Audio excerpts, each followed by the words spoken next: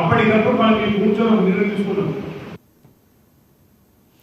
భావితరాల అవసరాలకు అనుగుణంగా రాష్ట్ర ప్రభుత్వం అత్యంత ప్రతిష్టాత్మకంగా నిర్మించబోతున్న ఫ్యూచర్ సిటీలో పెట్టుబడులు పెట్టేలా ఫ్రెంచ్ కంపెనీలను ప్రోత్సహించాలని Indo French chamber of commerce industry ప్రతినిధులను మంత్రి శ్రీధర్ బాబు కోరారు.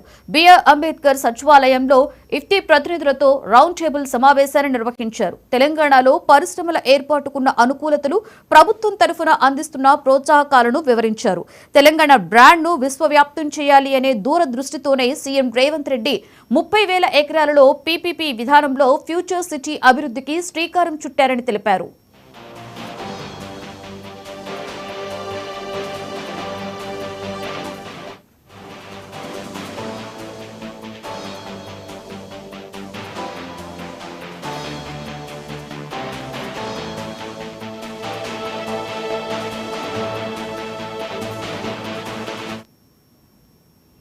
పల్నాడు జిల్లా వినుకొండ మండలం